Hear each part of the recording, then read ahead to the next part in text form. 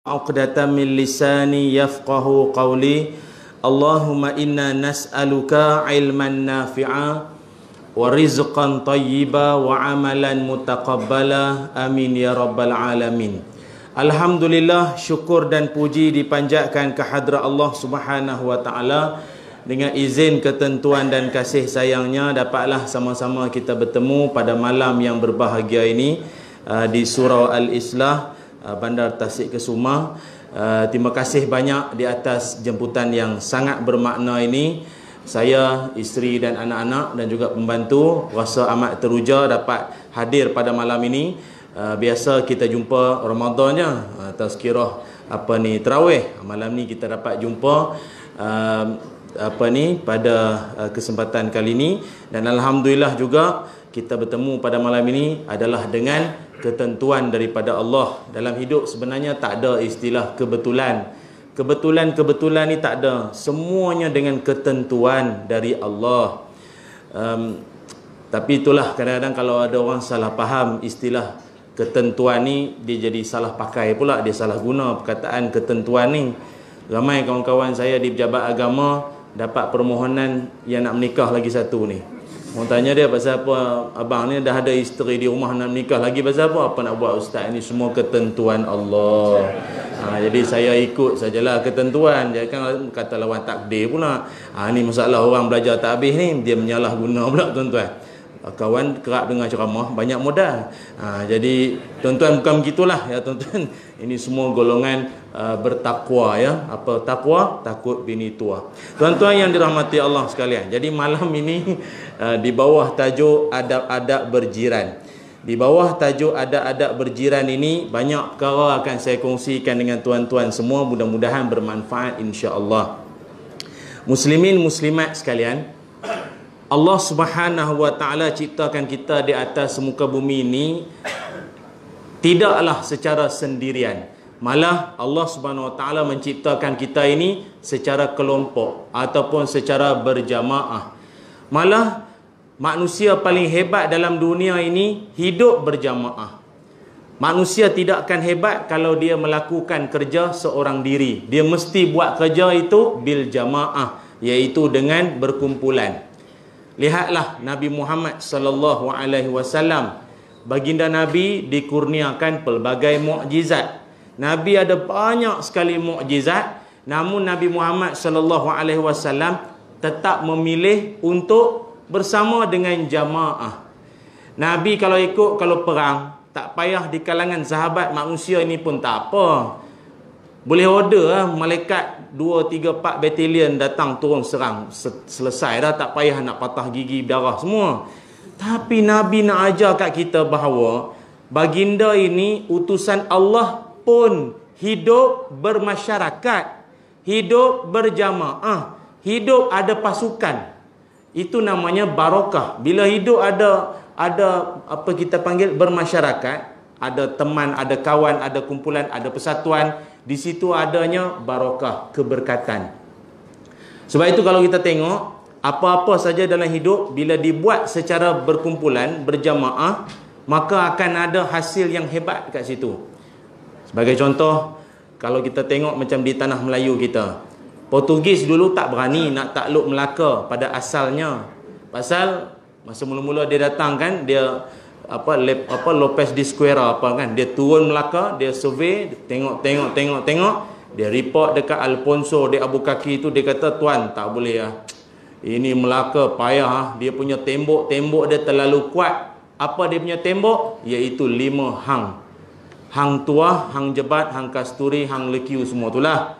Walaupun Hang Tuah itu sajalah yang biasa orang dengar. Kalau anak pun kita marah, kita kata bertuah punya budak, kita tak kata berjebat, kita kata bertuah. Maknanya dalam ramai-ramai itu tuah tu yang paling orang respect. Tapi tuah hebatnya dia bukan kerana dia, tetapi kerana sokongan daripada jebat, ada lekiu, ada tu kasturi, semua itulah. Itu yang tak berani Portugis asalnya. Dia patah balik ke belakang semula, pergi ke Langkah Suka. Dia nak takluk Langkah Suka, ini Langkawi lah. Dia hantar orang turun pergi cek Langkawi macam mana, dia punya kedudukan, boleh takluk tak takluk. Turun. Aduh, tak boleh lah tuan. Sini lagi ramai hang ah. Hang pi mana, hang buat apa, hang pesepa, hang nak kena menampak semua dah. Jadi, oi tak boleh. Nampak kaya tu dia patah balik tu. Kan? Mana ustaz tahu? Majalah gila-gila. Saya tahu daripada situ lah. Dia beritahu. Riwayat sahih ni daripada buku tu lah. Kalau dalam dunia hiburan atau dunia seni, P. Ramlee sebagai contoh. P. Ramlee kalau dia seorang tak kelakar atau cerita tu tak jadi sangat. Tu terang cakap, malah orang-orang seni pun akui. Hebatnya P. Ramlee ni kerana watak-watak sokongan. Sebagai contoh, tuan-tuan kalau tengok sampai sekarang pun, tuan-tuan kalau tengok channel semua cerita tak syok. TV2 lah biasanya cerita tu, hitam putih tu lah cerita-cerita pendekar bujang lapuk seniman Doremi ke apa semua kan. Tengok bujang lapuk apa Alibaba semua kan. Sampai sekarang kita ketawa. Pasal apa? Pasal dia ada watak menyokong. Pasal bukan P. Ramlee sangat. Pasal ada Sudin, pasal ada Aziz. Ataupun kalau ada Uduoma, Haji Bakhil. Uduoma, siapa lagi? MZin, apa cerita labu-labi kan. Semua tu yang jadi cerita tu jadi syok. P. Ramlee pernah buat cerita yang watak-watak tu semua tak ada. Geng-geng yang hebat-hebat tu tak ada. Ada cerita dia, Sitora Harimau Jadian. Tak laku. Cerita tu cerita pertama dia. Lepas dia hijrah dari Singapura mai Kuala Lumpur, tu cerita pertama dia. Dia buat, tak meletup. Tuan-tuan pun tak pernah dengar. Malam ni pun, ada cerita tak? Google lah. Sitora Harimau Jadian, tak silap saya. Tak laku. Sesudah subuh. Tak tahu tuan-tuan. Tak tahu pula ada tajuk cerita tu. Tak tahu pula ada tajuk cerita tu. Tak meletup. Tu P. Ramlee tau. Tapi sebab tak ada tu semua. Sudin tak ada, Aziz tak ada, semua tak ada. Rupanya dalam hidup, hebatnya kita bukan kerana kita, tapi kerana kita hidup dengan bermasyarakat. Saya kalau tuan-tuan tengok dalam televisyen sekalipun, boleh berceramah, bukan kerana saya sangat, tapi kerana ada producer, ada cameraman, ada orang hak duk jaga semua, lighting semua.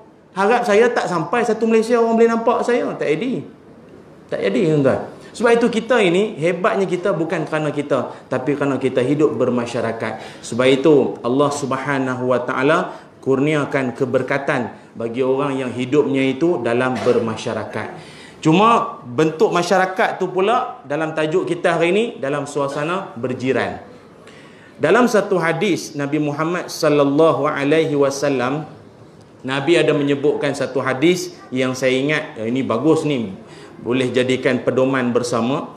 Dalam hadis Nabi Muhammad sallallahu alaihi wasallam ada menyatakan, awwalu khosmaini yaumal qiyamah jarani. Hadis riwayat Imam Ahmad. Kata Nabi, kes pertama ataupun kes pertama yang akan dibicarakan di mahkamah Allah nanti adalah pergaduhan di antara dua jiran. Sebelum rasuah ke, pecah amanah ke, tipu seleweng sana sini nak datang, kes pertama yang Allah Ta'ala akan panggil bicara di mahkamah Allah nanti adalah pergaduhan di antara dua jiran. Yang tu dulu Allah Ta'ala panggil. Wah, ini satu benda menyeramkan kita tuan-tuan. Pasal apa? Pergaduhan di antara dua jiran ini, benda pertama yang Allah Ta'ala akan bangkitkan isu ini di akhirat nanti. Maknanya dia tak selesai di dunia tau, bawa sampai ke mati, sampai depan Allah Ta'ala. Soal kejiranan ni. Sebab itu kita ini doa pada Allah SWT, mudah-mudahan kita ini semua hidup dalam suasana aman harmoni, hormat menghormati sesama kita. Berbeza bukan bererti bermusuh. Saya ulang, ni buat ayat Facebook sedap ni. Berbeza bukan bermakna bermusuh. Walaupun di kalangan kita ini pahaman-pahaman apa sajalah mungkin berbeza ke, tetapi bukan bererti kita bermusuh. Ada orang sampai, wah, sembahyang jenazah pun tak nak. Pasal apa? Bila tanya, dia tu parti mana? Dia dah mati ya. Kau nak tanya dia parti apa lagi? Dia bukan boleh ngundi pun. Dia parti mana? Aku kalau aku ni pangkah tak boleh. Sampaikan kawan tu ajak pergi kenduri pun, sampai-sampai kemah, tengok kemah, dia punya kemah warna tak macam warna dia punya parti. Ini aku 7 keturunan aku tak datang pun tak apa. Bini dia marah, abang bersiap punya lama takkan nak balik, makanlah juga. Okey, parti-parti pula. Suami dia pun pergi juga, tapi makan bawah pokok jauh, tak nak disinari warna kemah tu, takut nanti lompat parti. Ya Allah, ini mengarut punya cerita. Allah, saya pun tak faham kalau suasana macam ni. Memang Tak tahu lah, memang kita sukar nak dapat keberkatan daripada Allah Subhanahu wa taala. Dalam satu hadis Nabi Muhammad sallallahu alaihi wasallam, hadis yang lain, baginda Nabi pernah berdoa kepada Allah Subhanahu wa taala dengan satu doa, yang mana doa ini mungkin kita jarang-jarang dengar lah, iaitu baginda Nabi pernah berdoa kepada Allah Subhanahu wa taala dengan minta dua permintaan. Permintaan yang pertama Nabi kepada Allah, dengar baik-baik, alla yuhlikaha bisanatin bi'ammah. Permintaan Nabi yang pertama, ya Allah, janganlah engkau datangkan janganlah engkau binasakan umat aku ini nanti, ataupun datangkan musibah itu dalam tempoh yang panjang. Itu permintaan Nabi pada Allah yang pertama. Contoh macam tsunami. Tsunami itu dia punya bergegar ke, dia punya tu kan tak lama. Kesannya yang lama, rumah roboh itu semua kan. Bergegar tak lama, mungkin 5 ke 6, 7 minit. Maksud Nabi, benda tu jangan lama sangat. Mana ada bergegar sampai setahun. Kiamat jadinya. Itu maksudnya. Datang pun jangan lama sangat, sekejap saja. Permintaan Nabi yang pertama. Nanti dulu, makbul tak makbul, nanti kita cerita satu. Permintaan Nabi pada Allah Ta'ala yang kedua ialah wa an la yusallitu alaihim aduwan siwa anfusihim. Ya Allah, janganlah umat aku ini nanti sampai kena takluk, kena jajah dengan kuasa-kuasa luar. Itu permintaan Nabi. Umat aku ni jangan sampai kena takluk. Akhirnya tuan-tuan, permintaan dua ini Allah berkenan atau tidak? Agak-agak tuan-tuan. Tengok balik realiti hari ini, agak-agak Allah berkenan atau tidak? Allah Subhanahu wa taala perkenankan. Itu jawapannya ya. Allah perkenankan kecuali. Ya. Duk kacau siapa dia? Kecuali. Allah Ta'ala kata apa? Aku boleh perkenankan kau punya permintaan wahai kekasihku. Namun dengan syarat, selama mana umat engkau tidak saling bergaduh dan bersengketa satu sama lain. Dua tadi dapat. Gaduh saja, kuasa luar datang, takluk. Tonton tengoklah berapa banyak negara yang habis kena jajah akibat asalnya bergaduh dari dalam. Beza pahaman, gaduh, berperang, sesama adik-beradik semua. Orang luar datang conquer, takluk terus. Settle, korang gaduh, main sini. Korang banyak, negara banyak harta, main sini. Kita orang takluk. Gaduh sangat. Satu. Yang kedua, gempa bumi, bencana, di sana sini tuan-tuan, di sana sini. Rupanya, dia punya kata kuncinya ialah Allah pesan dah, selama mana umat engkau tidak bermusuh dan tidak bersengketa sesama sendiri, maka ini akan menjadi prasyarat keamanan. Rupanya tuan-tuan, hidup berjiran dengan aman itu menjamin keamanan dunia rupanya. Allah akan turunkan barakah pada tempat-tempat tersebut kalau kita hidup berkasih sayang, hormat menghormati sesama kita. Sebab itu tuan-tuan yang dirahmati Allah sekalian, kita sangat takut kalau hari ini kita saling tak berapa nak syiah sesama sendiri. Malah benda yang paling menakutkan sekali apabila Nabi Muhammad sallallahu alaihi wasallam dalam satu hadis, Nabi ada menyatakan bahawa salasatun la tarfa'u salatuhum fawqa ru'usihim shibra. Ini lagi dahsyat. Nabi kata, 3 golongan dia punya semayang Allah tak terima. 3 golongan dia punya semayang tidak diangkat oleh Allah walaupun sejengkal dari kepala. Kita kan amalan kan Allah Ta'ala terima, Allah angkat ke langit. Tapi jangan kata langit siling surau, ni sejengkal atas kepala pun tak naik, Tuhan tak terima. Salah satu la tarfa'u salatu, 3 golongan sembahyangnya tidak diterima Allah. Agak-agak siapa dia tuan-tuan? 3 golongan tak semayang dia Tuhan tak terima. Letih dengan tarawihnya, dengan sembahyang sunat tengah malam lagi semua, yang fardu lagi semua, Tuhan tak terima bang. Atau ada orang sembahyang sunat pun tak pernah. Wajib pun 6 hari sekali. Bukan sehari 5 kali, 6 hari sekali. Aduh, dahlah sekali buat, tak terima pula dah. La ilaha illallah. 3 golongan sembahyangnya tidak diterima Allah. Siapa dia tuan-tuan? Dengar baik-baik. Yang pertama, rajulun amma qauman wahum lahu karihun. iaitu seorang imam yang dibenci oleh makmumnya sendiri. Seorang imam yang makmumnya sendiri tak berkenan dengan dia. Karihun, benci pada dia. Benci ni bukan kerana dia tu berbeza pahaman ke apa, tapi kerana apa? Kerana imam tu sendiri ada problem. Imam tu sendiri ada problem. Problem apa? Artinya masalah yang kalau ikut tak layak dia jadi imam. Paling jelas apa dia? Mungkin dari sudut bacaan dia. Tajwid tunggal langgang dah. Pasal gigi tak apa ada dah. Gigi pun dalam cawan dah kalau ada pun. Dia baca tak clear. Ada satu. Tapi masalah tak reti nak turun-turun tu. Tak nak turun tu. Dia kalau macam apa ni, daun kelapa, dia lurus sendiri. Tapi kalau daun pisang, dia kena pakai parang baru turun.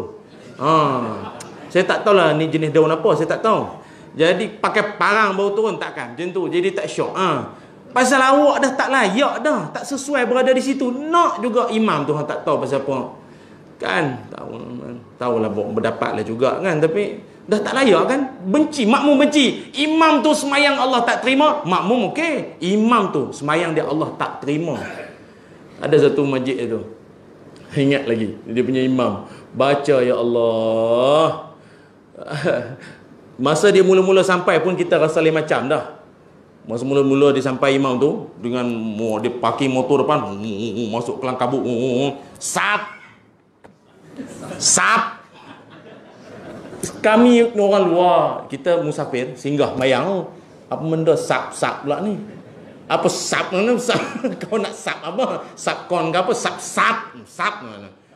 Memang dia punya muka suara macam askar Jepun pencen. Memang sap. Mata beliak. Budak-budak masuk dalam soft takut.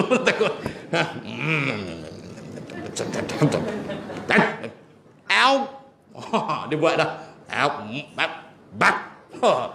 Saya kata sudah dah hari ni. Perasaan saya ni tak boleh jenis imam jenis spesies macam tu. Saya jadi nak tergelak betul bang. Saya tahu tuan-tuan iman kuat okey lah. Saya tak boleh. Saya memang nak tergelak. Tergelak dalam perut jadi keras.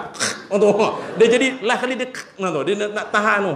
Kali imam tu dia baca Fatihah, surah tu boleh gagah lagi lah. Ni Fatihah ni rukun tu. Rukun qauli. Rukun kan? Tak sempurna rukun, tak sah mayang. Dia baca ya Allah ghairil maghdubi alaihim walad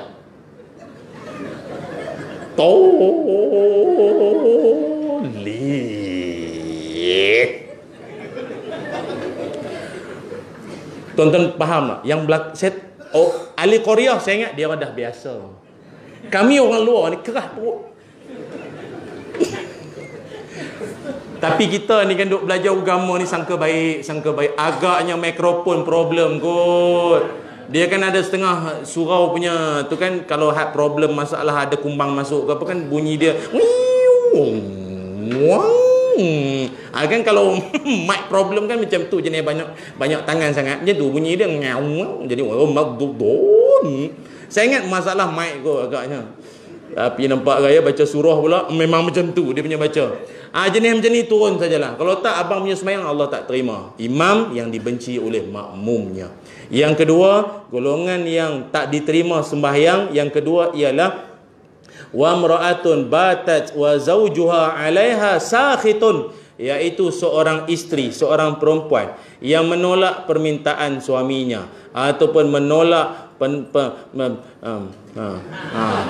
sendiri fahamlah la ilaha illallah. Ramai budak-budak bawah umur ni kan nanti kena mengajar di rumah pula lagi.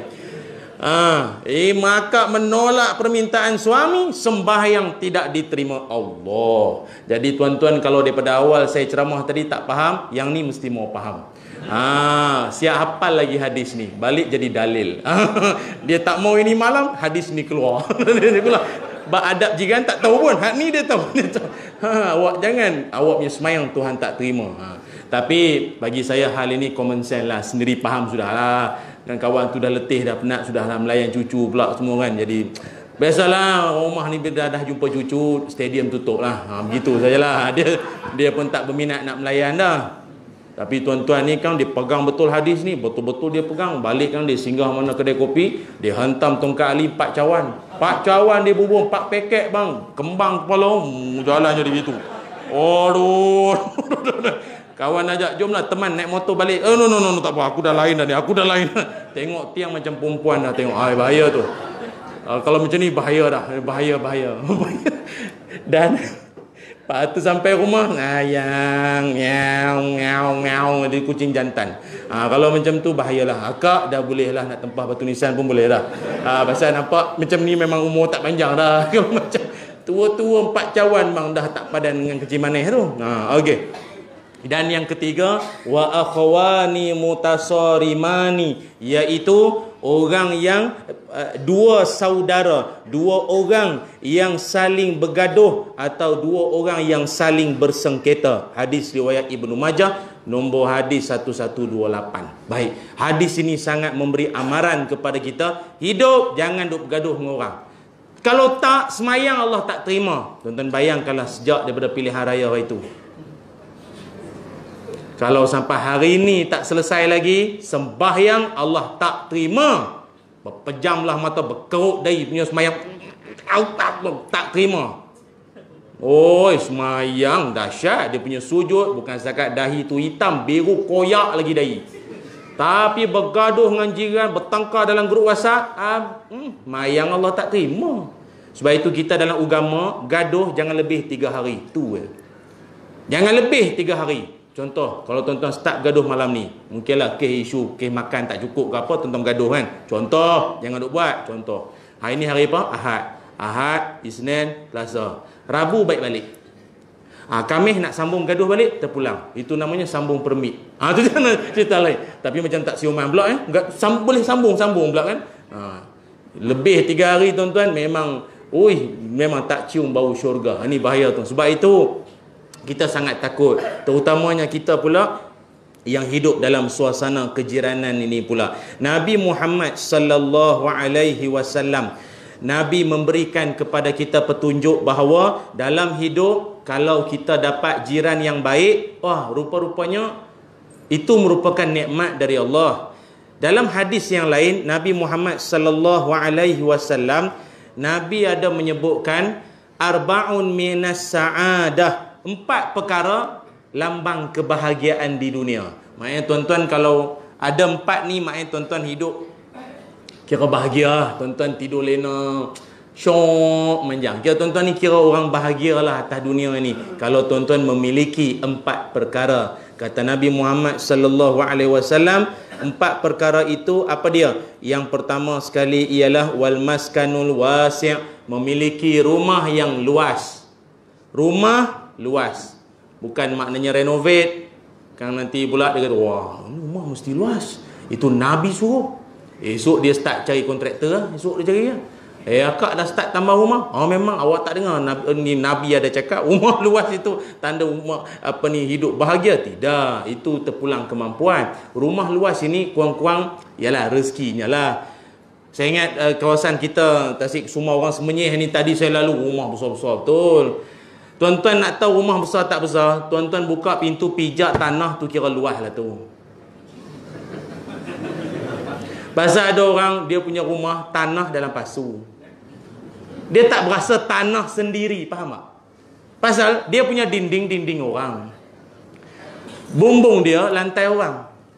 Lantai dia bumbung orang. Tuan-tuan faham tak ni? Rumah apa tu? Tak ada tanah kecuali dalam pasu tu aja. Dia tak ada tanah, rumah tak ada tanah.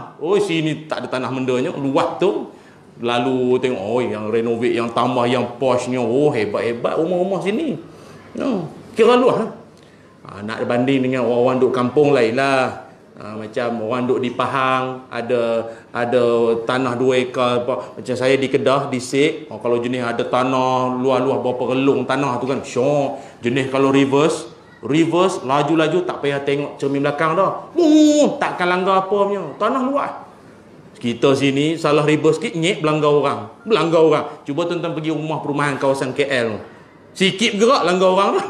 Punya rapatnya kawasan. Itu maskanul wasi'. Yang kedua kata Nabi sallallahu alaihi wasallam, orang yang bahagia itu al-markabu hani, ada kenderaan yang selesa. Yang ketiga iaitu orang yang bahagia, al-mar'atu salihah, ada isteri tak garang. Itu bahagia.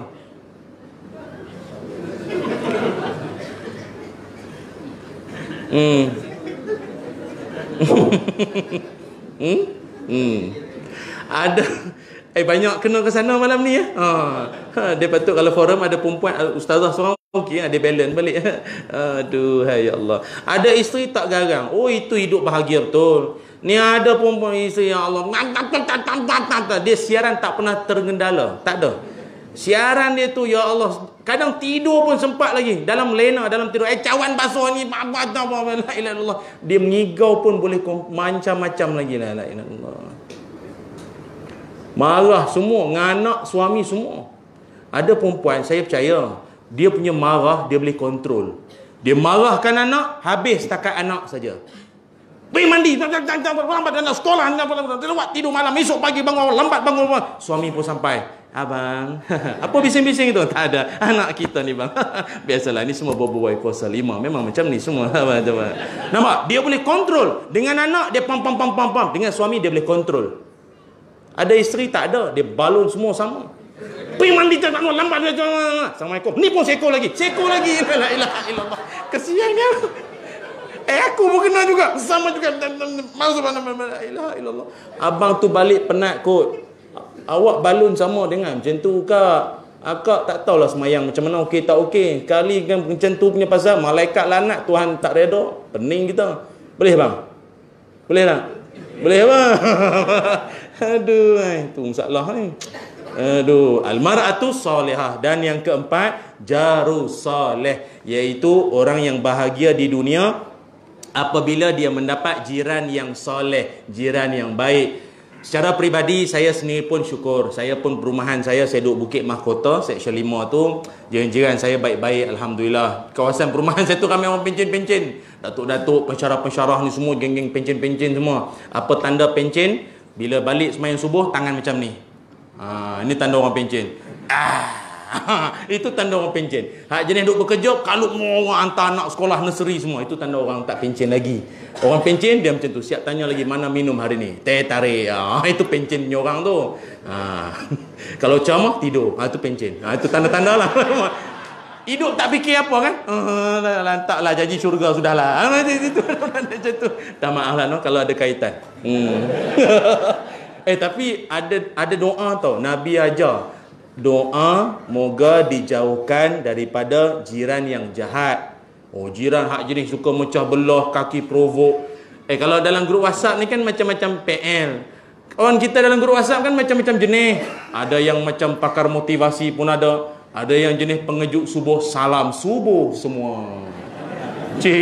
Tapi di masjid tak nampak pun muka dia. Dia punya salam. Harap kau punya salam sajalah. Kau punya subuh tak tahu mana. Salam subuh semua. Moga hari ini lebih baik dari semalam. Ada yang jenis ucapan malam Jumaat. Ada. Dia bubuhlah gambar Mira Pilza. Belum tidur lagi bang. Ini siapa yang bagi ni? Lah, ini bukan Tok Bilal surau kan ni? La ilaha illallah. Ngarupnya Tok Bilal. Bukan sini, tempat lain. Kan? Ada hak jenis tak pernah. Ada jenis isu politik. Isu terbaru, isu minyak itu, minyak ini semua naik. Dia isu-isu semua. Ada jenis tak komplain, tak apa. Tak tahulah dia ada ke tak ada. Sekali-sekala dia ada lah, dia bagi ni. Dia bagi ni. Tunggu harilah admin nak remove tu ajalah. Macam buang kara jadi ada dalam grup ni. Macam-macam PL kan. Jadi kalau hak jenis tak kacau kita tak apa. Ni hak jenis kacau, fitnah, melaga-laga sesama kejiranan ni. Tak syok. Batu api dalam sekam semua ini. Nabi ajar satu doa. Riwayat daripada An-Nasai. Nabi ajar doanya berbunyi begini. Bismillahirrahmanirrahim. Ta'awwazu billah min jarisu daril muqam. Lagi sekali, ta'awwazu billah min jarisu daril muqam. Ini maknanya mohon berlindung pada Allah Ta'ala daripada jiran yang buruk perangai dari tinggal di kawasan kita. Sebab itu tuan-tuan, kalau kita yang macam kita dululah awal-awal nak masuk kawasan sini, biasakan kita pergi kat rumah contoh ke apa kan, kita tengok, kita pangkah kan, bagi deposit, nak kawasan mana rumah kita pangkah kan. Kadang kita tak tahu ni kiri kanan ni agak-agak siapa dia lah yang nak duduk kan. Masa tengah pilih tu bolehlah doa-doa ni. Doa ni. Kalau dia dah duduk sini, doa lain pula lah. Doa lain pula. Ini kalau belum dapat kunci lagi, boleh lah doa macam tu. Tapi tak apalah, dia dah masuk pun doa je lah. Bukanlah supaya dia cepat pindah, supaya dia cepat insaf dan kembali ke pangkal jalan. Tuan-tuan yang dirahmati Allah sekalian, apakah di antara adab-adab yang boleh ataupun yang Nabi Muhammad sallallahu alaihi wasallam ajar pada kita dalam hidup suasana kejiranan? Saya, kalau tuan-tuan sendiri ya, tengok dalam hadis-hadis ni, banyak perkara-perkara yang kadang-kadang kita tengok, loh, yang ni pun kena jaga ke? Ini pun nak kena jaga ke? Kadang-kadang kita fikir, loh, macam ni pun nak kena buat ke? Sekecil-kecil perkara dalam hidup sesama kita ini, tuan-tuan, apa dia? Sekecil-kecil perkara, iaitu jumpa sesama kita, memberi salam. Memberi salam. Lagi apa? Apabila saudaramu, jiranmu bersin, maka doakanlah dia atau jawab dia punya bersin. Itu kan? Kita pun, jiran kita kan bersedung, cungcang, kita pun tak larat nak doa dah, dan kita pun tak tahu pula, rupanya itu hak, rupanya hak sebagai orang Islam kepada dia, kena doakan dia. Dia bersin, kena doa. Apa doa kalau orang bersin? Orang kalau bersin, dia punya doa macam mana? Kalau yang dia tu yang bersin, dia tu bersin, jawab dia sendiri, Alhamdulillah. Orang yang dengar dia bersin, yarham. Tapi tengok juga, kalau yang bersin itu satu orang laki-laki, yarhamkallah. Tapi kalau dua orang laki-laki yang bersin, yarhamkumallah. Tapi kalau satu orang perempuan yang bersin, yarhamkillah. Susah Ustaz. Dia punya rumah, anak, nenek, semua bersin satu rumah. Jadi macam mana nak buat ni? Nak sebut yang mana? Yarhamkaki, kuma, kunna, kap. Apa nak sebut? Jadi jawapannya yarhamkumullah. Itu general. Yarhamkumullah secara umum ya. Yarhamkumullah. Moga-moga mendapat rahmat Allah Subhanahu Wa Taala. Namun dengan syarat, tuan-tuan kalau nak doakan orang hak bersin tu pun, dengar dia cakap alhamdulillah dulu. Cim, alhamdulillah, yarhamkallah, ataupun yarhamkumullah. Kalau dia cim, sunyi, tak ada apa. Tak ada apa kita pun. Ataupun kan dia balik overseas, Mak Saleh, London lama. Dia balik, cim, excuse me. Jadi kalau dia cakap excuse me, kita ini perlu jawab atau tidak? Perlu jawab atau tidak? Perlu jawab atau tidak? Perlu. Apa nak dijawab? Excuse you. Itulah. Habis awak excuse me, excuse you. Kena dengar alhamdulillah dulu, baru yarhamkumullah. Okey, melawak-melawak lah. Tapi yalah, kita ni yarhamkumullah kat dia. Dia pula dengar orang yarhamkumullah kat dia. Terharu. Apa pula balasan dia punya doa kepada orang yang jawabkan pada dia? Apa dia nak cakap? Yahdikumullah. Jawab balik. Kawan tu pula yang tadi dia doakan kawan ni, dan kawan ni pula doakan dia yahdikumullah. Kawan tu pula nak doakan balik pada ni apa? Tak ada dah lah. Doa sampai bila? Memang tak habis tu baru sekali bersin. Kalau dia memang sinus, hidung ni memang ada peluru dalam ni, memang jenuh lah kita. Faham lah. Sekecil kau bersin, nanti dah boleh start buat dah. Iaitu antara hak dalam suasana kejiranan, dan banyak lagi. Baik, dalam hadis Nabi Muhammad sallallahu alaihi wasallam menggariskan di antaranya iaitu adab dalam berjiran. Baik, berjiran kat sini saya ambil dalam skop yang luas, iaitu termasuk macam Nabi kan, Nabi Muhammad sallallahu alaihi wasallam, Nabi punya jiran bukan semuanya Islam. Nabi ni duduk keliling kawasan orang macam-macam perangai, macam-macam PL. Ada yang non-Muslim lah, kafir. Kafir pula, ada pula yang Yahudi, ada yang golongan ahli kitab ataupun Nasrani. Kemudian ada yang kalau dalam Islam sendiri, ada yang munafik, ada fasik, bermuka-muka, ni semua macam-macam jenis orang. Tapi walau bagaimanapun, asas tetap sama. Hak kejiranan itu mesti dijaga. Apa di antaranya, kalau tuan-tuan tengok dalam beberapa hadis Nabi, antaranya saya sebut nombor 1. Kata Nabi Muhammad sallallahu alaihi wasallam, izasta'ana bika a'antahu. Ni merangkumi semua walaupun dia non muslim Ni merangkumi semua walaupun dia non muslim sekalipun. Izasta'ana bika a'antahu wa izastansaraka nasartahu. Apa maknanya? Kata Nabi, kalau dia memerlukan kau punya sokongan, maka berilah. Dan kalau dia perlukan bantuan, maka berilah. Kita kalau sekali dengar sokong, bantu, sokong, lebih kurang bunyi. Kan? Tak. Dalam bahasa Arab ni beza ya. Izasta'ana bika a'antahu itu iaitu sokongan. Kalau dia perlukan sokongan, maka sokonglah dia. Sokong yang macam mana? Bukan kerana dia tu calon. Sokong yang macam mana? Iaitu jiran kita ni kan, kadang-kadang Allah Ta'ala uji dengan musibah. Ada jiran, dia kaya, dia banyak duit.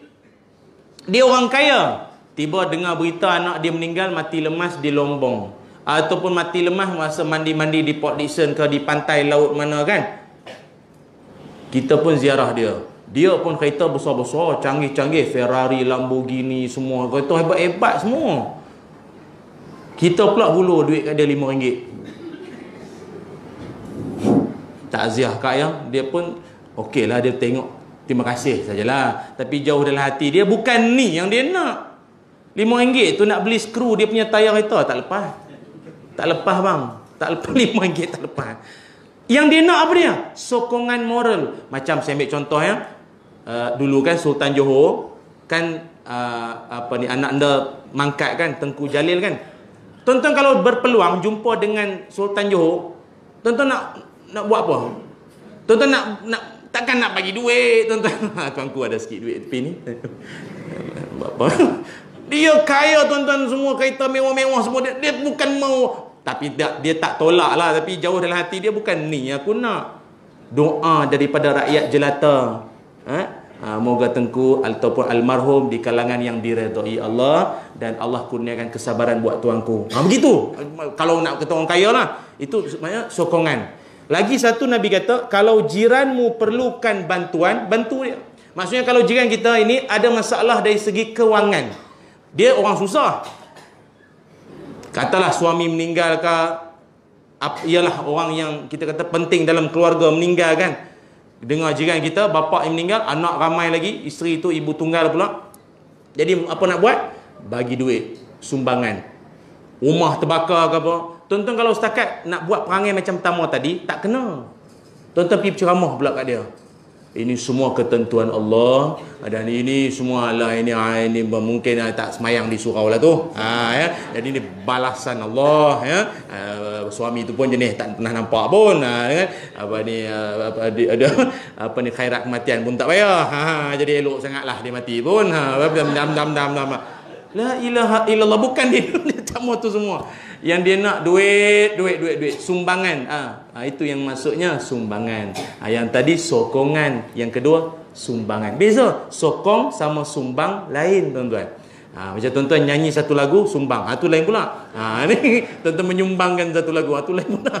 Nabi ajar, walaupun kita hidup dalam suasana masyarakat, walaupun kalau dia non-muslim sekalipun, non-muslim, ustaz dia non-muslim tak payahlah. Tak, Nabi ajar tetap. Ada cerita Nabi Ibrahim alaihissalam, satu malam Nabi Ibrahim duduk dalam rumah, tiba-tiba dia punya pintu rumah diketuk orang, tong. Dia buka. Nabi Ibrahim nampak pakcik ni macam aku kenal. Siapa dia pakcik tu?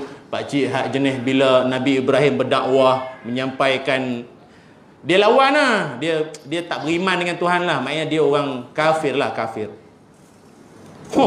Jadi pakcik tu, Tuhan minta tolong, saya punya rumah roboh, taupan tiup semua, rumah saya roboh, saya tak ada tempat nak berlindung, minta tolong tumpang boleh tak satu malam ni, boleh tumpang. Dulu kan homestay semua tak ada, jadi nak tumpang satu malam boleh. Satu malam rumah dah roboh. Kalau rumah ada bumbung cabut boleh gagah lagi lah. Ini rumah pun dah royuk semua, tak tolong tumpang satu malam. Nabi Ibrahim, no, tak ada. Pakcik tahu tak, saya dakwah sama pakcik tak mau dengar. Pakcik ingkar perintah Tuhan ni semua. Saya tak boleh terima, pakcik mau tutup. Pakcik tu pun balik. Pakcik tu pun dah biasa dah, ayat-ayat kurang ajar macam tu dia tahu ah. Jadi peralau-alau dia macam ni dia tahu tak apa.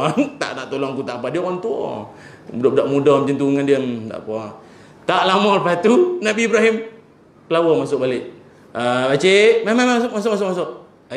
Masuk je lah. Masuk. Pasal apa ni? Rupanya ketika mana Nabi Ibrahim tak mengizinkan pakcik tu masuk, Allah Subhanahu wa taala telah menegur Nabi Ibrahim alaihi salam. Kata Allah Taala, "Wahai Ibrahim, sombong betul kamu ini. Pakcik ini walaupun dia tak sembah aku, aku tetap bagi dia udara, bagi dia air, aku bagi dia kehidupan. Engkau apalah sangat bagi sekejap perlindungan rumah saja pun takkan tak boleh bagi." Tu yang Nabi Ibrahim keluar masuk. Pakcik masuk ah. Pakcik tu boleh tanya pula, tadi tak boleh. Masuk je lah. Bos dah marah dah. Masuk je lah. Banyak bunyi pula. Masuk saja. Dah kena sound tadi. Okey. Itu maknanya walaupun dia non-Muslim sekalipun, tetap kita kena buat baik. Baik, saya ambil tingkat yang lebih tinggi sikit. Kalau kita di pihak pemimpin pula. Kalau kita di pihak pemimpin, kadang-kadang kita nak menguruskan kepelbagaian bangsa kita ini kadang-kadang bukan benda mudah tuan-tuan ya. Nak meraihkan ni semua, kita macam-macam bangsa, agama beza-beza ni bukan senang. Kalau tak kena gaya boleh bergaduh semua, pemusuhan kaum semua. Saya ambil contoh, dulu di Mesir seorang governor, tuan-tuan tahu governor Mesir zaman pemerintahan khalifah namanya Amru al-As. Amru al-As radhiyallahu an, dia governor Mesir masa tu. Ada satu peristiwa ketika mana puak-puak padri Kristian ni semua dia orang komplain pasal dia orang punya patung sembahan, dia punya hidung pecah akibat budak-budak Islam. Sesuai juga saya cerita ni supaya situasi sekarang ni faham sikit tuan-tuan kan. Patung dia pecah hidung akibat budak-budak Islam ni. Budak-budak kan kadang dia Allahu akbar, baling tak tentu arah ni kan. Bukan faham bab keharmonian ni semua dia tak erti. Dia baling pecah hidung kawan tu. Jadi padri-padri ni bengang report dengan Amru al-As, "Tuan, kami nak minta ganti rugi. Kami punya patung dia punya hidung sudah hilang. Ganti rugi." Jadi Amru al-As kata boleh, kita akan keluarkan dana, keluarkan bajet, repair balik hidung tu lah, kita repair balik lah. Okey.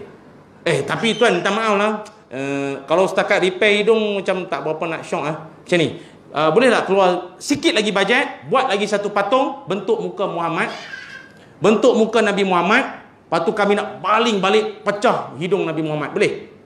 Balas balik, boleh? Kalau kita di tempat Amru al-As macam mana? Demi nak menjaga ni kan. Amru al-As ni pemimpin yang dia boleh bawa bincang walaupun berbagai agama, tapi mesti ada tegas. Kita orang Islam memang kita hormat semua, tapi kalau engkau nak mula mencabar, mula nak cari pasal, kita kena ada sifat tegas. Amru al-As kata, okey. Dia buka dia punya pedang, semua pedang dia bagi dekat padri tu. Nak buat apa ni tuan? Potong aku punya hidung. Potonglah.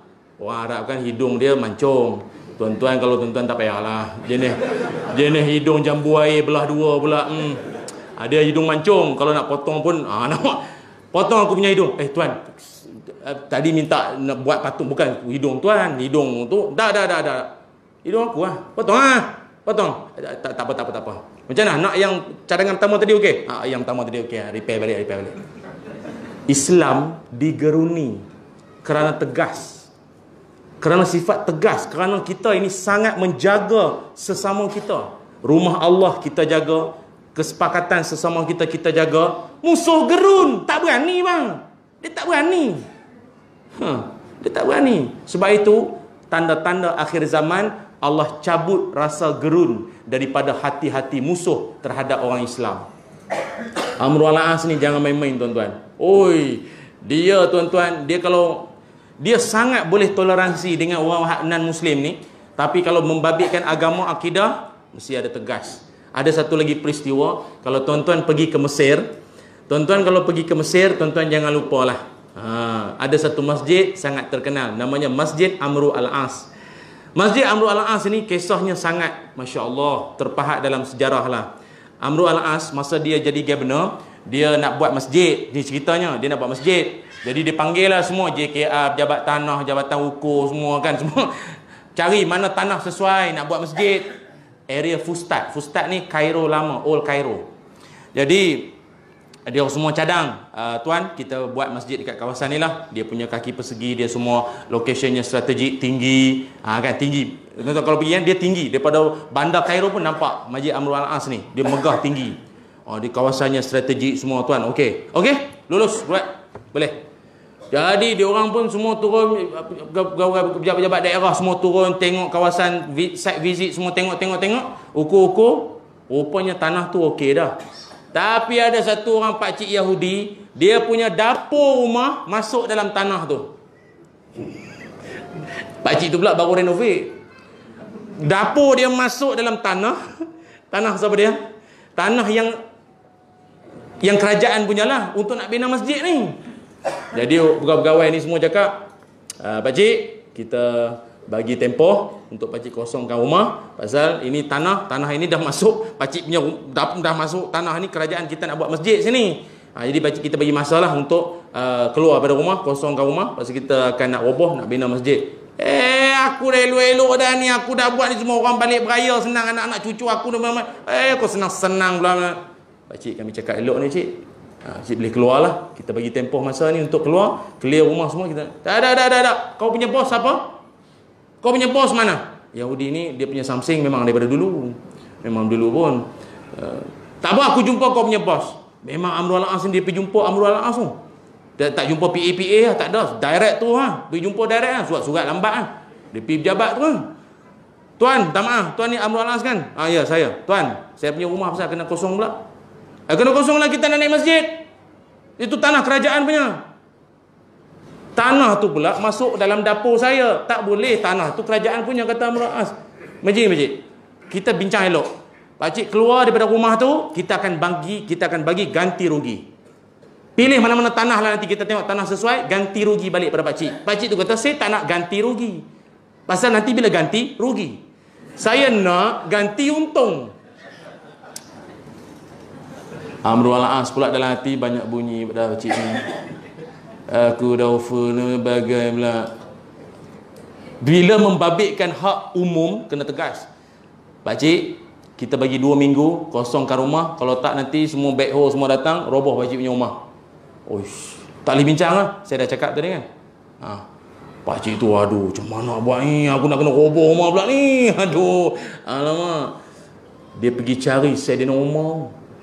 Tuan-tuan tahu tak, Sayyidina Umar tu duduknya di Madinah. Dia duduk Mesir. Tuan-tuan bayang dia bukan Mersing, Mesir. Daripada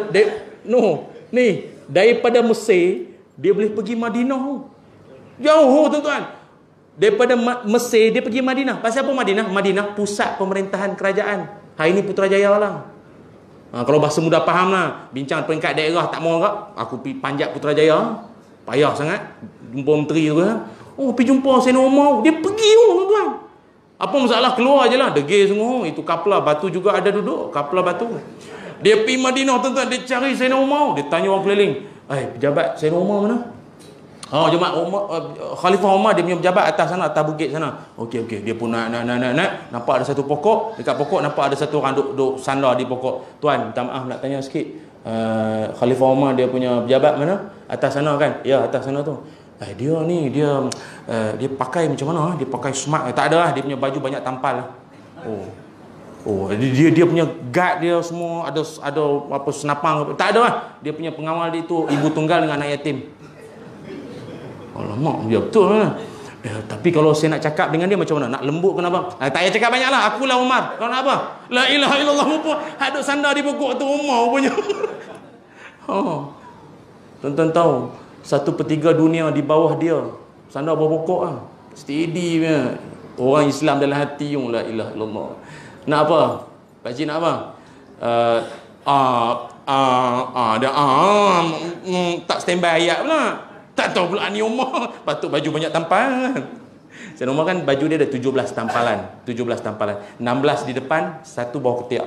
Tu. Jadi Jadi dia kata saya ni mai pada Mesir, saya Yahudi mai pada Mesir. Jadi dia kata saya ni rumah kena halau. Pasal apa kena halau? Pasal dia orang nak bina masjid Mesir. Bukan Amrul As ke? Anak buah tuan lah. Dia halau saya. Saya nak rumah dia nak roboh pula. Saya anak-anak cucu balik raya senang. Itu bukan tak mau pindah, nanti nak share location semua leceh. Jadi boleh ajar lah tuan. Ni bahasa mudah faham lah no. Minta tuan buat surat sikit lah. Buat surat sikit bagi kat Amrul As ni. Samsing sangat ni. Minta dia buat surat sikit. Tuan bagi surat dia gerun sikit. Rumah pun macam tu lah. Pakcik nampak tu longgokan sampah tu?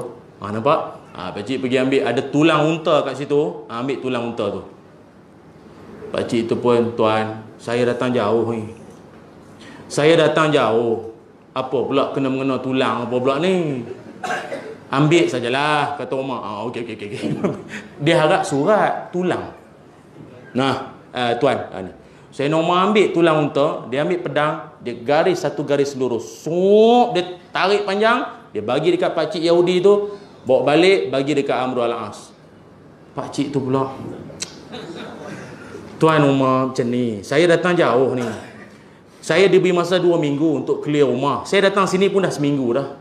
Saya nak balik nanti seminggu, sampai rumah memang kena halau dah. Tuan bagi tulang apa cerita?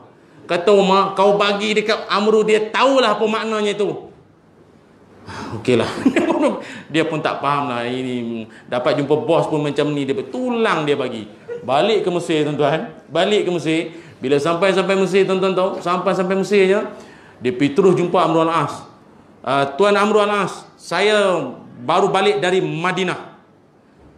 Amrul As dengar, Madinah? Ya, Madinah. Kenapa sampai pergi Madinah? Apa tak bincang dulu? Nampak? Dia biasa dah panjat orang atas, dia mula gerun. Jumpa Umar lah. Saya jumpa Umar. Umar cakap apa? Saya Umar cakap apa? Dia tak cakap banyak. Dia bagi tulang. Dia bagi tulang. Saya Umar bila dapat tulang pula, Allahu Akbar, Allah. Menggigil dia pegang tulang. Pakcik Yahudi tu kata dah tak siuman ke apa ni. Dia punya bos bagi tulang, anak buah dapat tulang menggigil pula dah. Jadi apa ni? Rupanya tuan-tuan, Amrul As dia arahkan semua anak-anak buah dia datang, semua pejabat-pejabat kerajaan hak berkait dengan pembinaan tu, mari datang. Apa dia arahkan? Tender semua tutup. Tak jadi, batal. Tuan, macam mana ni kita dah buka tender, kontraktor semua masuk dah ni semua. Dah, cancel, batal. Bayar baliklah mana-mana ni. Pasal apa tuan? Yahudi tu lagi pening. Apa tulang pun macam-macam maksud ke? Kata Amrul As, engkau jumpa Umar lagi. Sekarang dia dah warning aku Apa dia cakap tuan? Umar, kalau dia bagi aku tulang, ada garis ini warning tau. Maksudnya apa? Maksud di sebalik tulang bergaris lurus itu ialah, wahai Amrul As, berlaku lurus dan adillah engkau terhadap pakcik ini, seperti mana lurusnya pedang. Jangan sampai pedang aku meluruskan engkau sebelum engkau menjadi tulang. Umar dia tak cakap banyak, dia bagi tulang saja. Jadi tuan-tuan pengurusi surau, kalau jemaah buat pasal, bagi tulang cukup. Tuan-tuan bagi tulang. Sendiri faham tuan-tuan.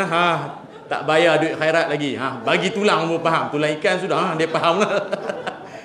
Dahsyat. Lepas tu pakcik Yahudi tu terkejut. Habis tu, ni pembinaan masjid tak jadi Dah kau pergi jumpa Umar, dia dah warning aku tak nampak tulang ni. Tak jadi pakcik Yahudi tu nanti. Tak apalah, saya tak jadi pindah. Saya tak jadi nak berkerah lah. Saya pindah, saya keluar. Buatlah masjid, buat masjid. Saya keluar. Dan mulai hari ini saya asyhadu an la ilaha illallah wa asyhadu anna Muhammadar Rasulullah. Saya masuk Islam. Pasal dia kata Islam macam ni baik betul Islam ni sampai tahap tu mengalir mata dia masuk Islam. Sebab itu kalau tuan-tuan pergi Mesir, carilah Masjid Amrul As, kenanglah peristiwa yang saya bawa malam ini. Atas toleransi, tolak ansur orang Islam merupakan dakwah menyebabkan orang bukan Islam hatinya itu jatuh hati masuk Islam. kerana sifat baiknya Islam ini terhadap agama-agama lain. Sebab itu tuan-tuan kalau pergi Mesir, cari masjid-masjid. Sebab masjid ni semua dia ada dia punya kisah dia. Masjid tu pun sekarang 1374 tahun dah usia masjid tu. Pergi lah tuan-tuan. Ini ramai pergi Mesir cari Firaun dulu. Piramid mana piramid?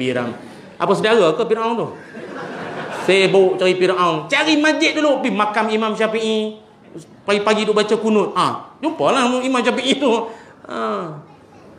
Lari tajuk kita ni tuan-tuan. Tapi tak apalah, Nabi nak bagi tahu. Kadang-kadang orang tak faham macam mana toleransi kita sesama non-muslim ini ya. Baik, itu kedua. Yang ketiga, Nabi mengajarkan wa inistaqradaka aqradtahu. Kalau jiran kau nak pinjam satu-satu barang, maka pinjamkanlah. Ini adab jiran tu. Jiran nak pinjam barang bagi lah. Yang orang tua-tua dulu ajar kan, kalau pinjam mangkuk ke apa. Tapi adat kan, orang-orang kampung dulu-dulu pinjam mangkuk, pinggan. Nanti pulang kan, biasa kosong ke ada isi? Kan? Pulang ada isi. Dia bukan wajib, bukan dalam hadis ataupun dalam Quran, tapi dia common sense lah. Sendiri faham lah. Pulangkan balik ada isi. Paling-paling pun mi goreng lah. Mi goreng, bihun goreng. Beli kat mamak, buang dia punya bungkus, bubuh sajalah. Macam biasa buat kan. Tabur sikit lah, cili-cili sikit atas tu. Perah limau sikit apa. Gitu. Dia nak pinjam barang, bagi. Tiba-tiba tengok jiran kita start enjin kereta. Tengok bateri dah ni dah. Bateri kong lah. Jadi pinjamkan apa? Apa charger ke? Jumper. Charger tu handphone. La ilaha illallah. Tapi sangka baiklah, pasal sekarang ada kereta pakai charger, saya tahu. Pakai elektrik. Sangka baiklah. Pakai kereta mewah rupanya sini. Okey. Yang keempat, charger padahal nak cover line. Yang keempat, wa iniftaqara utta alai. Kalau jiran engkau masakkan satu masakan, kalau engkau masak satu masakan, berikan sedikit kepada jiran. Ini tuan-tuan pun semua tahulah. Biasa benda ni paling meriah kalau bulan Ramadan. Bulan puasa banyak kita buat. Tak puasa pun buat sajalah. Mungkin ada orang fikir, alah ustaz, kita pun masak cukup-cukup untuk anak-anak. Jangan pening. Nabi ajar, bila iza tabakhta maraqatan fa aksir ma'aha. Masak satu hidangan lauk, lebihkan kuah, berikan kepada jiran. Dengan isi sekali lah, bukan kuah saja. Kan ada yang faham. Banyak sungguh kuahnya tu. Jiran kata, banyaknya bagi. Tak apalah, kita berjiran. Balik sehari dia cedok, memang tak jumpa, pakai penapis baru jumpa. Tu teruk sangat tuan-tuan ni. Bukan macam tu. Senang ya, hantar kerja. Tapi saya nak pesan, alang-alang ada adik-adik, anak-anak dalam majlis ni, kalau tuan-tuan, kadang-kadang ibu-ibu ni nak bagi kerja kan, dia jenis kena bersiap dulu.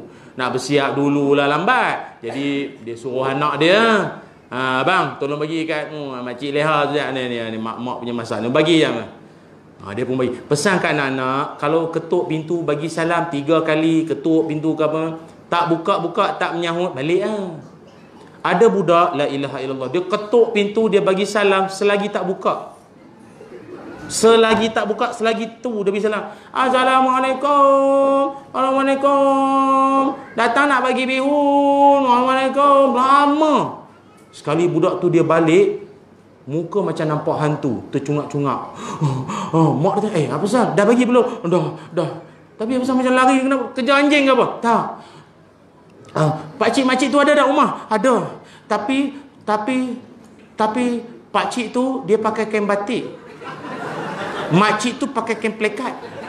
Kenapa ya? Maknanya anak tuan-tuan pergi salah time. Itu namanya waktu-waktu aktiviti co-curriculum. Baliklah dia, oi, kalau dah pintu tak buka. Tak kena time, tengah-tengah hari orang duk berehat, tidur kan.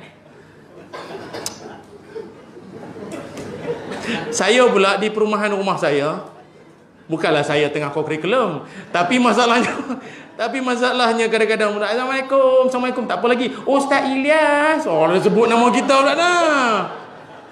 Kalau time raya, lagilah. Kita kadang nak siap nak keluar, tu macam-macam cerita lah. Ya Allah. Dek, dia minat kita, tapi kalau tak buka tu faham-faham sajalah kan. Kita nak ada urusan lain semua, tapi ada setengah budak lagi tak buka tu. Kadang lagi tak buka, dia jadi penyiasat pula. Selipar ada. Motor pun ada. Allah, kita hak dalam geram. Jangan macam tu. Ini adab tau. Memang nampak macam lucu lah pasal dia isu masyarakat. Tapi benda ni kena didik anak-anak kita. Benda tu kena faham. Tu ya. Tak apalah kalau orang tua kita dulu tak ajar, kita ajar ke anak-anak kita ya. Yang kelima, wa iza mata tabi' janazatuhu. Kalau dia meninggal dunia, iringi jenazah dia. Iring jenazah dia. Tapi iring jenazah ni sekadar kemampuan lah. Kalau dia ni di Kebumi di Miri Sarawak, memang kita tak tempah tiket lah pergi sana. Sampai di rumah saya cukup lah beri penghormatan takhir. Kalau di Islam sedekah Fatihah tu salah. Sebab Nabi, memang Nabi ajar kita dalam berjiran ni 4 perkara penting. KBSM. Ini senang tuan-tuan nak mudah faham kan. KBSM, bukan kurikulum bersepadu sekolah menengah. KBSM maksudnya kenduri, bersalin, sakit, meninggal. Kenduri, bersalin, sakit, meninggal. Tuan-tuan tahu kan? Kenduri kalau jiran jemput wajib pergi. Alah tuan-tuan, kadang ada orang mengeluh, ustaz 4 hari ni. 4 hari ni dia bercirit saya tahu. Bukan suruh makan, hadir, penuhi. Alah tuan-tuan pun kadang rumah pertama je makan. Rumah yang lepas-lepas tu makan buah ya. Kadang bubur kacang tu ya pun. Menghadiri tu ya. Dan agama mengajar kalau tak dapat pergi sekalipun, bagi tahu siang-siang, bagi tahu awal-awal, minta maaf tak dapat datang sebagainya.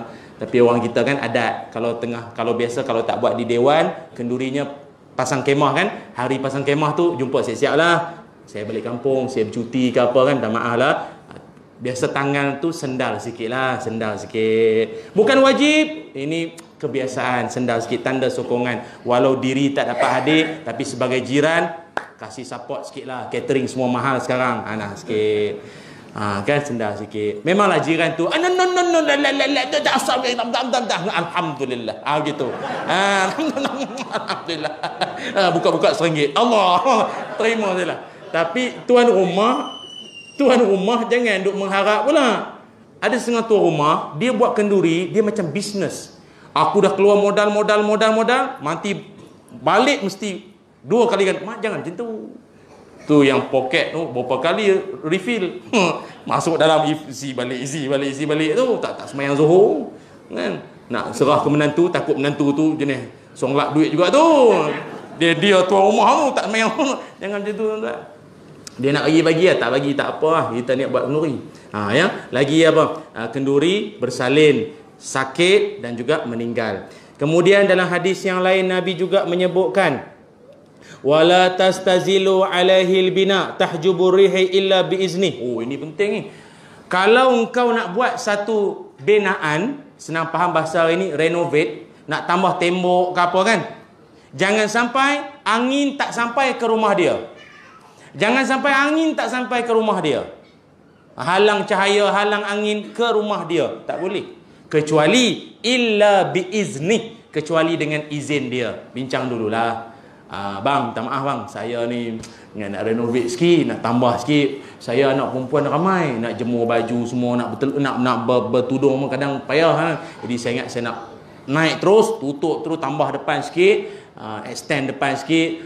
Jadi mungkin abang ni sikit lah. Macam mana abang? Boleh ke macam mana? Jadi jiran pun biasa tu yang kita doa jiran baik-baik ni. Dia pun okey, boleh. Janji nanti cat rumah awak rumah saya punya dinding pun cat sekali lah. Kalau boleh warna pink. Dia abang Hello Kitty, dia minat warna tu. Cat sekali lah. Ni pasal kadang-kadang ada orang, dia naik ikat bata, dia cat rumah dia. Dia tak plaster pun rumah sebelah. Sampai hati, rumah sebelah memang nampak buruk tu lah. Nampak rumah macam tak siap. Padahal tu bukan rumah dia. Kongsi dinding kan. Tak boleh tuan-tuan, kena bincang. Kadang kita semayang tahajud, puasa punya banyak kerana ini tak layak ke syurga. Na'udzubillah min zalik. Nanti jiran tuntut kat sana nanti. Nak dia dengar ceramah malam ni pula, settle. Kalau dia tak dengar tak apa, dia tahu, boleh tuntut. Aku tuntut malam ni juga dia tu. Nanti esok kedai buka, simen tak buka kena. Kemudian apa lagi? Ini pun syok juga, Nabi ajar. Kalau engkau beli satu buah-buahan, jenis-jenis buah-buahan, beli apa-apa, maka berikan kepada jiran. Tapi kalau buah yang kau beli, kau dapat, tak nak bagi pada jiran, bukan tak nak bagi, mungkin tak mampu, mungkin jumlahnya tak banyak, maka jangan sampai jiran kau tahu atau nampak masuk rumah senyap-senyap kerana perbuatan makan di hadapan jiran. Buah tersebut menyebabkan dia sakit hati. Oh, Nabi pesan tu. Oh, tuan-tuan katalah tuan-tuan pergi Cameron Highland. Orang pergi Cameron Highland, ada royan ke apa kan. Tuan-tuan bajet untuk keluarga sendiri ya. Jadi tuan-tuan pun buat sendiri ya, sembunyi-sembunyi ya tuan-tuan. Tak mau bagi kan. Borang bonek ikut plastik hitam, borang bagasi. Nampak macam balik airport. Padahal aku balik kedai doyan singgah tepi jalan lah. Jangan, ni kadang anak kita duk pergi makan depan anak jiran. Mu sangking di 24 bapak kita beli tak boleh. Nabi pesan, larang anak jangan makan depan jiran kecuali bagi sikit. Kau tak kenapa makan depan dia? Tuan-tuan jangan makan depan orang benda yang tuan-tuan tak nak bagi tau. Jangan macam tu. Tak nak bagi, jangan makan depan dia. Ini Islam sampai tahap ni punya jaga. Tuan-tuan naik Cameron Highland. Orang Cameron Highland turun biasa bawa apa? Takkan harum manis pula. Ni strawberry ya. Apa kali harum manis strawberry. Jadi tuan-tuan bajet lah. Ini strawberry celup coklat ke apa kan. Tak cukup ni aku jiran ramai ni. Tambah pula 40 kiri 40 kanan. Ramai sangat. Tak cukup aku ni habis pokok ni semua ni. Tak boleh buat ya. Balik tengah malam. Pukul 3 pagi semua jiran dah tidur. Okey lah tu. Punya tak nak bagi nampak. Punya jaga hati perasaan jiran-jiran. Dan satu lagi Nabi juga berpesan, wa iza marida utahu. Kalau jiran engkau sakit, jatuh sakit, maka ziarahilah dia. Ziarah dia. Tadi berita jiran meninggal tadi kalau dia meninggal, kita doakan, ziarah bagi bantuan apa yang patut. Tapi kalau dia jatuh sakit, ziarah tuan-tuan. Ziarah orang sakit. Besar dia punya ganjaran. Sebab itu, cuma saya nak berpesan sikit lah ya. Tuan-tuan kalau ziarah orang sakit, kalau di hospital biasanya, saya ingat, buah ni boleh tukar aku bagi benda lain pula aku Sebab tiap-tiap yang datang tu semua buah. Semua buah. Bila semua buah, saya ingat dia jadi kebun lah situ. Kawan ni apple, kawan ni semua. Kalau nak bawa buah juga, saya ingat bawa buah potong lah saya ingat. Pasal tuan-tuan bawa buah sebiji, memang dia memang tak kupas dah, dia tak dapat. Kencing pun dia orang kena pimpin. Panggil nurse beberapa kali dah. Jadi nak suruh nurse kupas buah, memang tak Saya nak bawa buah potong lagi senang, taruh asam sikit. Tapi dia kecil manis, tak boleh buah je lah. Buah lah yang tak ada buah asam gula, tak payah. Itu. Ataupun saya cadang tuan-tuan hadiahkan dia bedak tayamum ke. Pasal tuan-tuan tahu di hospital ramai tak semayang tau. Pesakit di hospital tu berapa ramai tak semayang. Saya dulu demam denggi. Demam denggi saya dulu sampai tahap isteri saya jaga dulu. Allahu Akbar. Aduh, dia punya bacaan apa? Platelet apa? Plate tu lah dia punya nama tu plate tu. Makin kurang kan. Memang saya seram tu. Memang suspend tu lah. Mak saya dengan apa ni, ketam apa tu? Sup ketam lah, jus betik lah, jus betik, daun betik lah semua. Macam-macam ni lah. Yang datang pula. Tapi saya perasan katil-katil ni semua katil-katil ni semua dah lah. Katil depan tu baru meninggal. Lepas tu meninggal pula. Memang hari kita pun macam tak lama ni, tunggu queue nampak kaya. Dalam pada duk meninggal ni tak semayang. Semayang tuan. Jadi kita tak nak sangka baik jamak macam mana. Lama dah kat sini kan, tak semayang. Tanya pasal tak semayang bang. Tangan drip air. Drip air kan, masuk air, macam mana nak mayang? Tayamum. Mayang. Mayang wajib. Tetap kena semayang. Ramai tak semayang, alasan sakit tu. Lepas tu saya ingat hadiah bedak tayamum lagi bagus lah. Tuan-tuan nak kutip debu tepi jalan payah pula kan. Ada orang jual sekarang bedak tayamum, hadiah lah. Kalau payah sangat bedak tayamum, tuan-tuan hadiahkan untuk orang sakit ni buku-buku agama ke kan, buku-buku yang bagi dia semangat daripada duduk melanguk orang seorang, duduk menengok nurse. Nurse pula yang tua-tua, memang tak ada harapan lah. Rasa macam tak lama dah dia pun, aduh, tak lama. Anak dara okey ke? Tak boleh lah. Jadi hadiah buku agama lah, hadiah buku agama, buku-buku motivasi, bangkit dari kegagalan, hikmah dari kesakitan, buku-buku yang sesuai. Janganlah sehari di alam barzah, tak kena. Malam tu meninggal terus pasal dia baca Allah kan, bila disapa Israel, tak kena. Yang sesuai dengan dia lah tuan-tuan. Adab-adab jiran begitu banyak sekali. Tapi saya nak share sebagai penutup daripada saya, cukup tuan-tuan malam ini. Tuan-tuan amallah doa ini kalau tuan-tuan ziarah orang sakit. Ramai orang kalau ziarah orang sakit kadang tak tahu baca apa. Mulut doa sian tak apa, tak lama ni, tak lama. baca doa. Tuan-tuan ziarah orang sakit, baca doa. Satu, tuan-tuan dapat pahala. Yang keduanya, Allah sembuhkan insya-Allah. Apa doa dia? Ini tuan-tuan nak rakam silakan. Ni live ke apa ni? Live. Oh, eloklah. Para penonton semua. Tadi tak perasan, ni baru perasan. Apa ni? Doa apabila ziarah orang sakit. Baca doa ni ya. Bismillahirrahmanirrahim. Saya baca, tuan-tuan dengar dulu ya. Saya bawa dalam bentuk nasyid kerana mudah nak ingat sikit. Allahumma rabban nasi azhibil ba'sa ishfi anta syafi la shifaan illa la shifaan illa la shifaan illa shifauka shifaan la yughadiru saqama shifaan la yughadiru saqama. Amin ya rabbal alamin. Okey, lagi sekali saya baca secara bacaan biasa. Saya baca, tuan-tuan ikut Bismillahirrahmanirrahim. Allahumma rabban nas azhibil ba'sa ishfi anta syafi la shifaan illa shifauka shifaan la yughadiru saqama. Amin ya rabbal alamin. Doa moga diberikan kesembuhanlah pada orang yang kita ziarah tu. Jadi tuan-tuan, kalau lepas ni dapat dalam grup WhatsApp, kawan jiran mana sakit semua, boleh ziarah, terus baca doa ni. Cuba baca balik doa tadi sama-sama. Allah lupa dah. Ya. Ingat Allah ya. Tuan-tuan, kalau paling tuan-tuan tak ingat sangat, tuan-tuan pergi dekat orang hak sakit itu, ya Allah, macam Ustaz Ilyas baca tadi. Amin ya rabbal alamin. Itu paling pemalas lah. Orang suruh rakam tak mau. Tu. Tapi tak apalah. Saya pun malam ni, alang-alang saya sebut, di luar sana nanti saya dah bawa CD. Alhamdulillah. Ini CD ketiga saya. Macam Mawi pula dah ada album.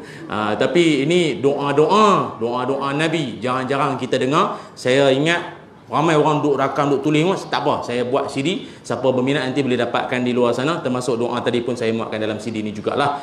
Hari-hari pusing-pusing pasang-pasang tu, lama-lama hafal. Mudah-mudahan tuan-tuan menjadikan doa-doa Nabi ini sebagai amalan dan akhirnya dimustajabkan oleh Allah Subhanahu wa taala. Cukup setakat ini saja dahulu tuan-tuan. Mudah-mudahan banyak manfaat kita perolehi. Mohon maaf atas kekurangan. Terima kasih atas perhatian. Bismillahirrahmanirrahim.